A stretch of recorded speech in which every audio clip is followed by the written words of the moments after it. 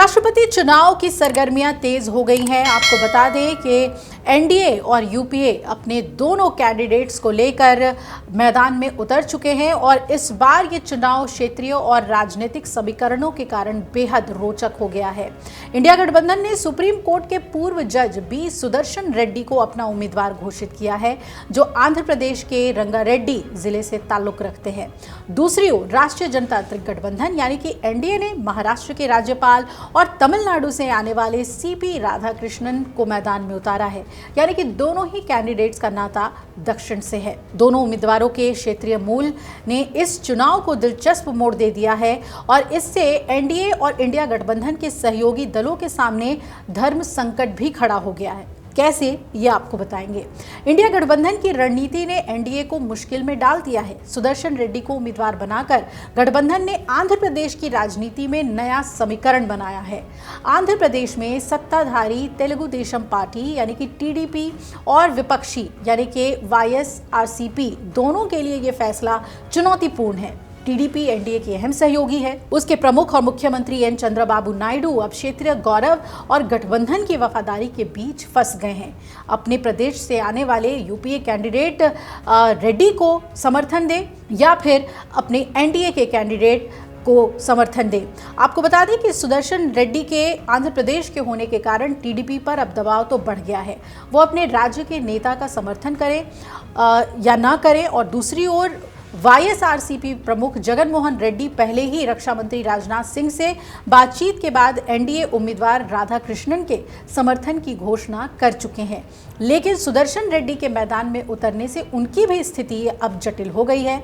आंध्र प्रदेश में वाईएसआरसीपी का आधार मुख्य रूप से रेड्डी समुदाय में ही है और सुदर्शन रेड्डी के नाम ने उनके समर्थकों के बीच एक क्षेत्रीय भावना को जगा दिया है। जगन के लिए अब यह फैसला आसान नहीं होगा कि वो एनडीए के प्रति अपनी प्रतिबद्धता निभाएं या अपने राज्य के उम्मीदवार का समर्थन करें।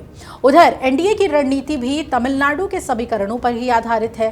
राधाकृष्णन तमिलनाडु के ओबीसी गौंडर समुदाय से आते हैं।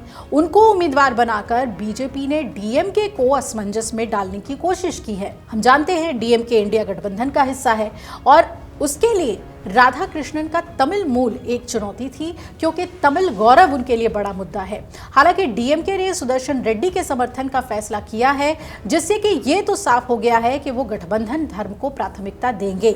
चुनावी गणित की बात करें तो एनडीए के पास लोकसभा और राज्यसभा में 422 सांसदों का समर्थन है, जो जीत के लिए जरूरी 394 वोटों से ज्यादा है। वाईएसआरसीपी के समर्थन ने उनकी स्थिति को और मजबूत बनाया है, लेकिन सुदर्शन रेड्डी के नाम ने आंध्र प्रदेश में क्षेत्रीय भावनाओं को हवा दे दी है और इससे आप मान लीजिए कि टीडीपी और वाईएसआरसीपी के सांसदों के बीच क्रॉस वोटिंग होने की संभावना बढ़ गई है। ये चुनाव न केवल उपराष्ट्रपति पद के लिए है, बल्कि क्षेत्रीय और राष्ट्रीय राजनीति के लिए भी एक बड़ा इम्तिहान है। इंडिया गठबंधन को उम्मीद है कि स्टेट प्राइड के नाम पर टीडीपी नेता चंद्रबाबू नायडू का भी सपोर्ट उन्हें मिल सकता है और इसके साथ ही विपक्ष को यह भी लगता है कि वाईएसआरसीपी, कांग्रेस और बीआरएस भी सुदर्शन रेड्डी को समर्थन देने के लिए मजबूर हो सकते हैं। अब ध्यान देने वाली बात यह भी है कि अभी तक ये तीनों दल यानी कि टीडीपी, वाईएसआरसीपी और बीआरएस ने एनडीए उम्मीदवार सीपी राधाकृष्णन को अपने समर्थन देने की घोषणा कर दी है और इंडिया गुट के उम्मीदवार जस्टिस रेड्डी की उम्मीदवारी के बाद भी वो अपने निर्णय पर कायम हैं, यानी कि इंडिया गुट का तेलुगु कार्ड नहीं चल पाया है। लेकिन फिर भी इंडिया गठबंधन को उम्मीद है कि तेलुगु कार्ड चलेगा और क्रॉस वोटिंग के जरिए कुछ वोट्स उनके तरफ आएंगे। तो धर्म संकट तो हो गया है आंध्र के इन दोनों ही दलों यानी कि टीडीपी और वाईएसआरसीपी के लिए। अब देखना यह है कि इसका फायदा कितना उठा पाती है इंडिया गठबंधन, क्योंकि इंडिया गठबंधन ने भी थोड़ी देरी की। अगर उन्होंने अपने उम्मीदवार यानी कि पूर्व जज रेड्डी को पहले उतारा होता तब शायद इसका फायदा दक्षिण की तरफ से उन्हें मिल गया होता, लेकिन शायद इसमें इंडिया गठबंधन ने थोड़ी देरी की।